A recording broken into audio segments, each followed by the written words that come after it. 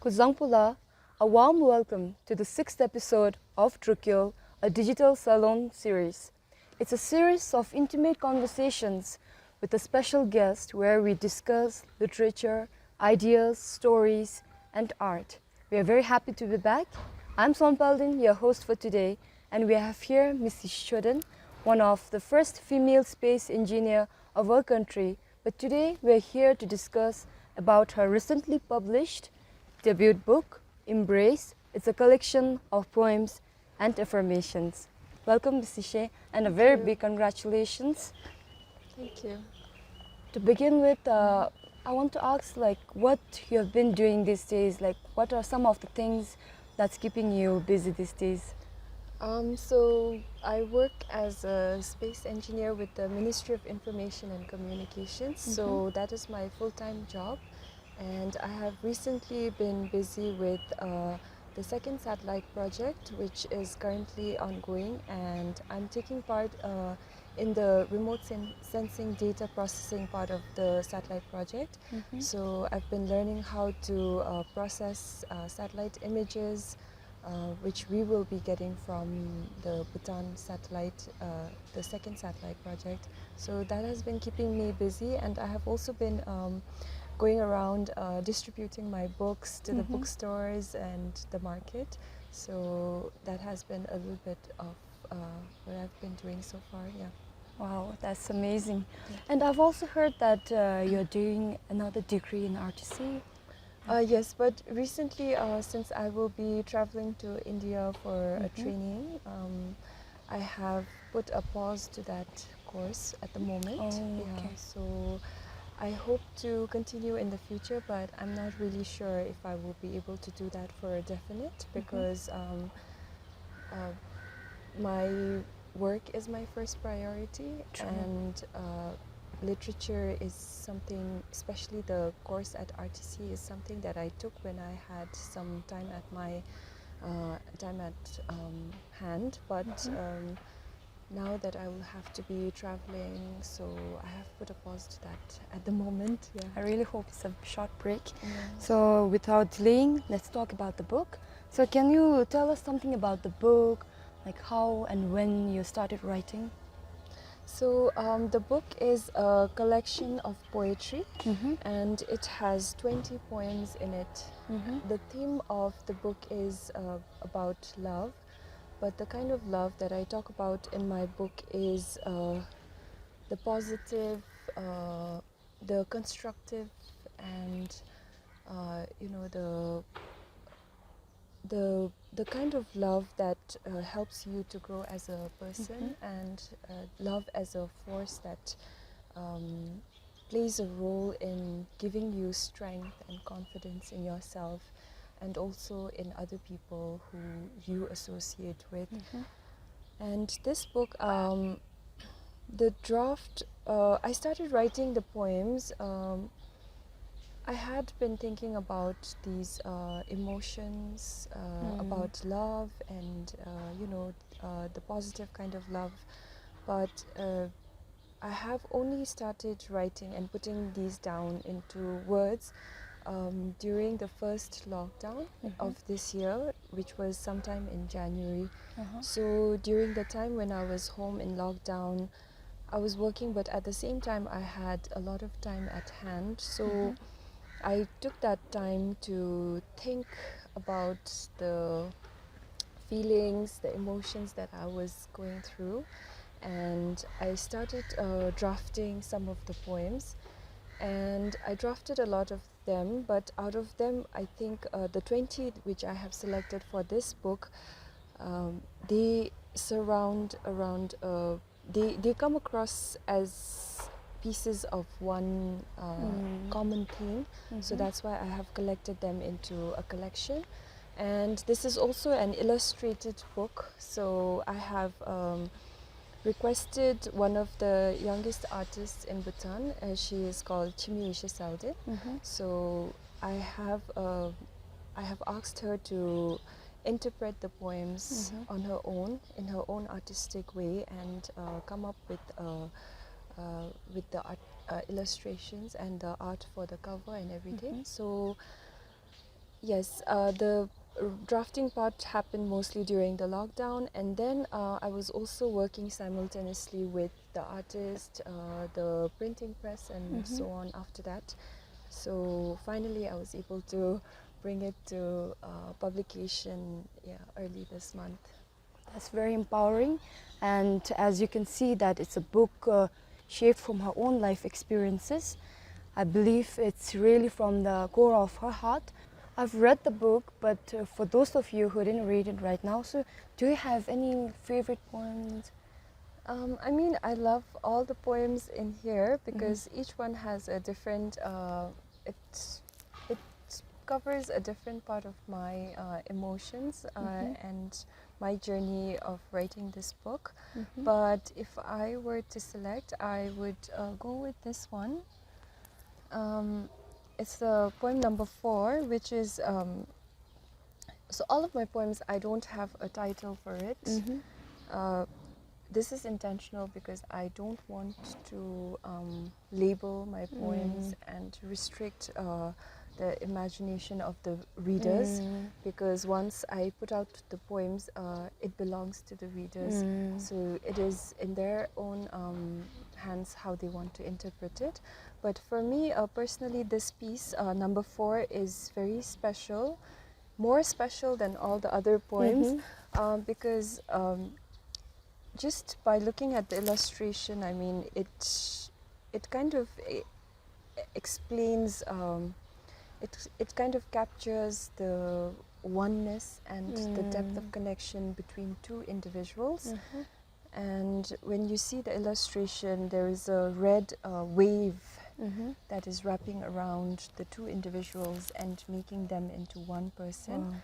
So I feel that these two individuals, not necessarily a man and a woman, so it can be the love or the connection, the bond that you share with any other individual who you deeply have affections for.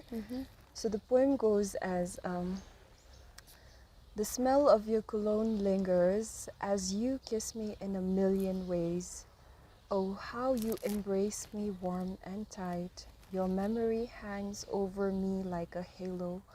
Missing you is the best feeling I have known. Wow. So just it just captures it just captures the deeper connection between two individuals, which you know, if you just have come across the smell of a person or their memory of being with you, it brings back even if they're not next to you, it brings back the person as a whole in front of you, and that kind of forms like an invisible connection between you and the other person. So even if you are here and the other person is in another part of the world or in another universe,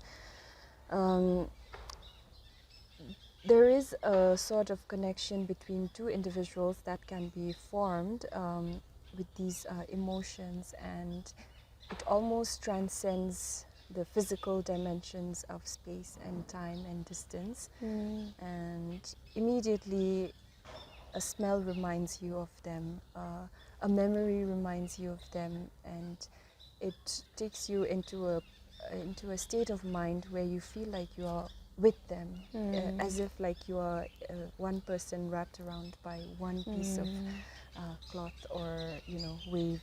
So this one would be my personal favorite. That's very lovely. And also, I believe you're working like full-time right now and publishing a book. It must be really challenging. So what are some of the challenges you faced during this phase? So I didn't know about the publication process prior to embarking on this project. So this is my first book, and I've never, yes, I always aspired to be a published writer, but I never imagined that this would happen when I am 28 years old right now. So it came across, I have always been aspiring towards this, but at the same time, everything was new to me. It was like embarking on a very, an altogether new journey.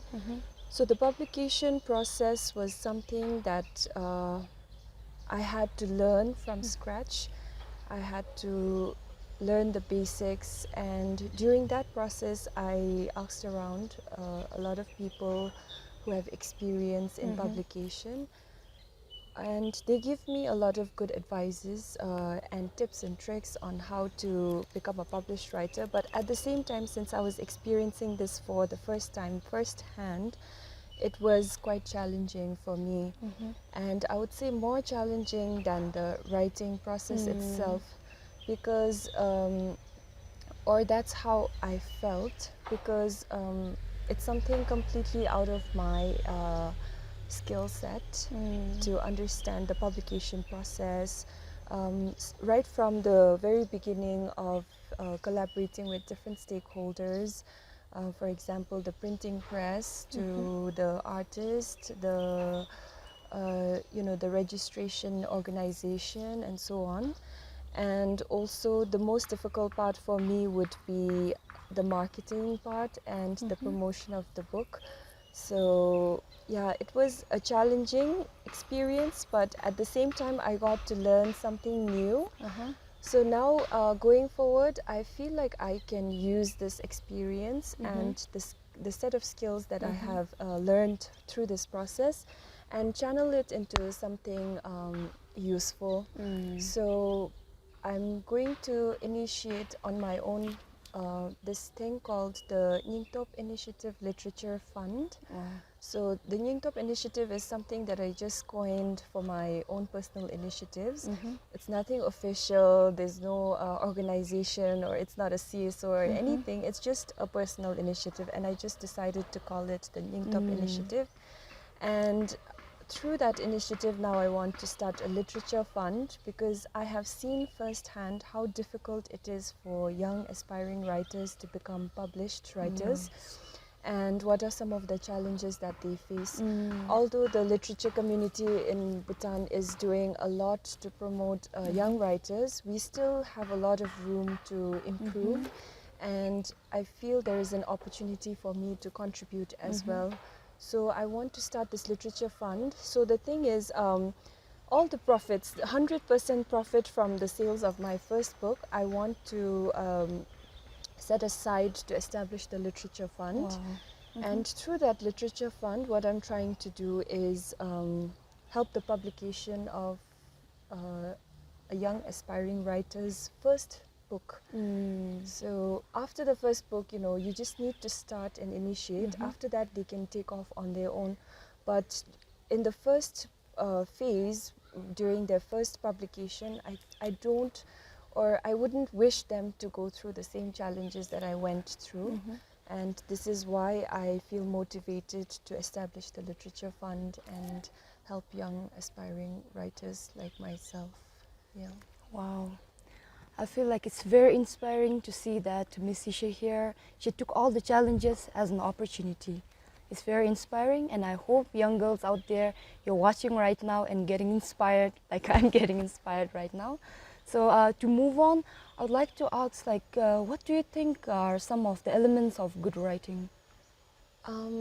So for me, originality is very important.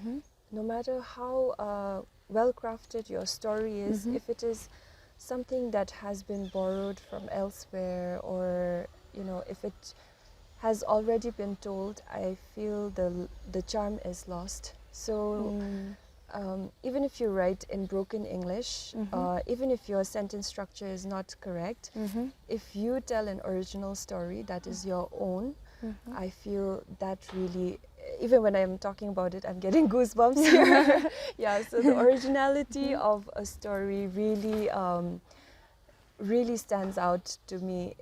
I can look past your grammatical errors, your the writing. There are a lot of good writing skills, but I can look past that if you have a really good story and an original one. So I place a lot of emphasis on the originality of the story, and at the same time, well, if you keep writing, your writing skills will definitely improve over time, and you will learn different skills and tools to be able to craft your writing in your own style. So originality and maintaining one's own personal style, I think, are good aspects of a good written piece. Okay, I think that's really true. And I've learned from your recent interview, that you have grown up with your grandparents and you're deeply rooted in your culture. So did it have, like, there's any impact on your writings? I think there should be, or there would be, because growing up, I was introduced to the art of expression through Dzongkha language by my grandparents. So when we were young, my grandparents, especially my grandfather, he loves telling stories, and especially when we travel from Thimphu to Punakha or Thimphu to Paro or Phensling, anywhere, on the way it is never a mundane journey, you know. We will always have a lot of stories. He will share folk tales, mythologies, his own personal anecdotes. These kind of stories really helped me to become an imaginative person and at the same time become an expressive person. But at that time, my way of expression, or the medium of expression, was in Dzongkha language. Now I'm trying to express in English, which I think I acquired much later on. In fact, when I was very young and in primary school, I used to struggle a lot with English language because we are a Dzongkha speaking family, so we don't speak English at home all the time. So English was a language of struggle for me, and I learned it as a second language. And like many others who take English as a second language, you know the struggle of learning it. First, you need to go through the grammatical rules and everything. So all throughout my school life, I used to take extra effort to learn English, and it is only now that I feel comfortable to express in English. But when I was growing up, through my grandparents, the experience that I shared with them, I haven't really learned English with them. I may not have learned English with them, but I learned the art of imagination, expression, storytelling. And yeah, so I think that really played a huge part in my creative journey as a writer as well. That's really inspiring, because Dzongkha, it's something that's always with us. It's our national language. So learning English, putting in that effort. So now that we are talking about Dzongkha, I think I'll ask that question in Dzongkha. So ngachi Miss Yeshe, mogi ngachi Dzongkha gi nengada anzum dusekara sa gendi dusetendi habdi do se shunila dibeni digi chugi maungpalu da ngachi gi dizum gi kideb dus Dzongkha na le tinigi chajega anichi Dzongkha di kadinchi kha chewina nagara iken dizumdo da chugi anzum gi chajichiega chesumnas. Ngaragi semle bewachindi, ta ngaragi redele bewachindi, ngaragi ta kitab thamba di te Dzongkha na bewachindi ngandam semi sem gago si shuni la indira besjiro tablete wangi be ta Dzongkha na member inkina be tenyasdo te iru ngaragi khatule di ta Dzongkha di pe bewachi ngachiragi zukhagi thazumchi si shuni la te ngachira ta tanimchi dimi di te ngachiragi zukhalu tha di mibachin mi di dima subsumbe ngachira dubi mi di ta Dzongkha di mibachin te rangi ngota di mibzumchi si shuni la an bendigi ngagi Dzongkha di ta namsamitsa gendi bel habdi se members na ta ngachira chungko gale rani bera bomni digi te Dzongkha di ngachiragi mitsena lu mithap mipchibe te ngachiragi ta pebewachin ranjine tangnalu shinda meto sa ani disuka rachiga pensum soto tobe ranjigi chondo zumbe te ngaragi tenlo di Dzongkha di tebe insi shunila an bendigi ngagi ta Dzongkha gi nalu di tanzum besubachin se noigi te rewa dike do se shunila tebe dalu ta rangi pebewachin kitab chi papatin be dalu tinalu ta songchi jichi lejum gobe telen iba seudalu te phagi jithang disuya te nga chira religion be lecture be gobdu te ngara tato tisum thabi gangara beni digi te tisuna lunga yi to ki digira chang be do se shunila te nga yi to chidi ka jongkha gi thole ka chpe sa wachin ta ani Instagram se medinalu ngaragi ani jongkha gi be page chi se shunila jongkha pe tam se la bebe te ngara hema chukube deb galera agidangi chiga petam da chiga dag digira lo lap dira om beni digi te petam di ngai namisami madu chibera ga se to ki do si shini la kashma se chipe da ten ja di silap talu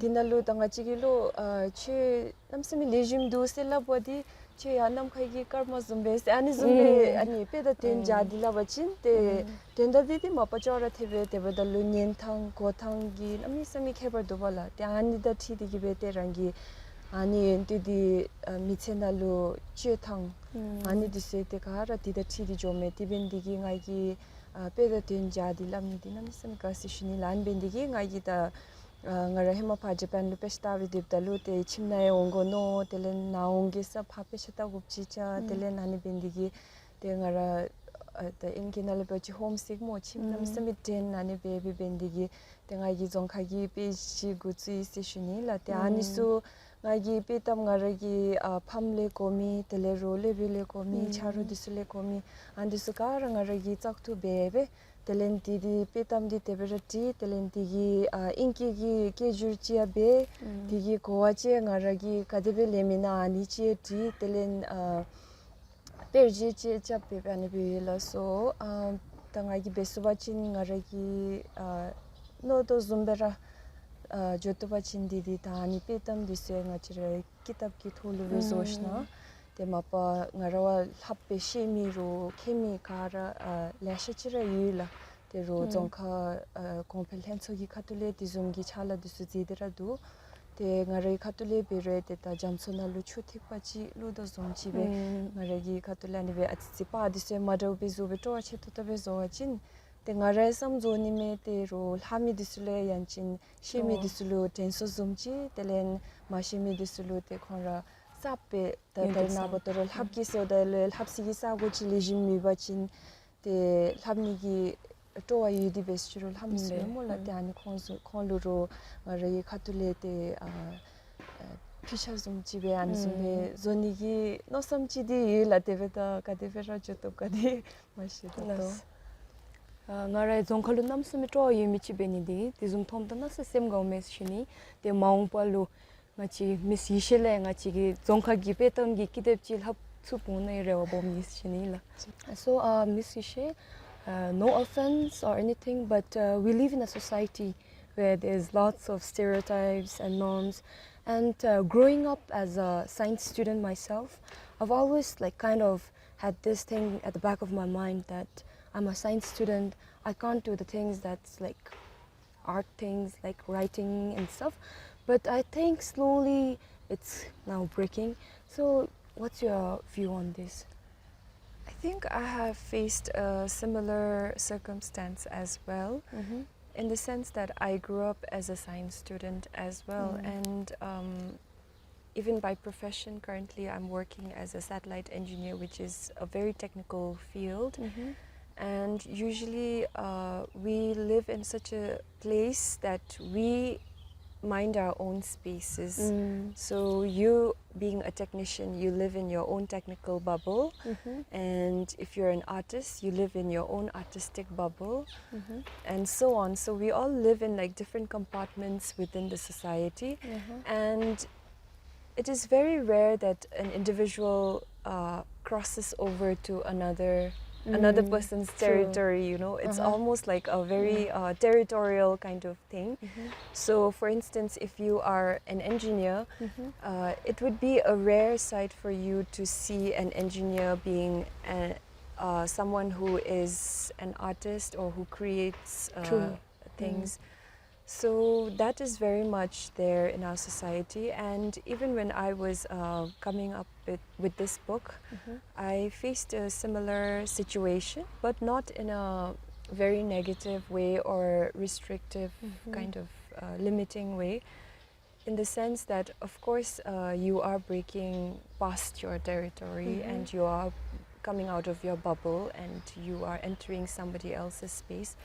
But at the same time, I feel like the more we do it, the more we will be accepting of it. True. So the next time an artist, we want them to come into the engineering field and do something there as well. You know, so I feel although it is not a very prominent issue in the country or in our society, we tend to live in compartments, and I would wish that we break free more often from our compartments and, you know, roam around, explore different avenues. Because you as a person, you cannot be one thing for your entire life. You cannot be an engineer since like 18 to the rest of your life. You know, you can be so many different things, and there are phases in your life which you need to go through, and you need to bring out different versions of yourself in order to confront those phases and to be able to enjoy those phases. So I feel that although we live in compartments, I would wish that we transverse, I guess. We cross each other's boundaries more often, and, you know, mingle and do a lot of things together. Sometimes here, sometimes there. It doesn't have to be one thing. True. Yeah. I think we can really learn a lot from today's session, and one take would be to not limit yourself and explore the opportunities and possibilities. Like, don't limit yourself with the norms and the stereotypes of our society that we live in. So I think it's really beautiful and inspiring. Please come out of your comfort zone and explore more. Yeah.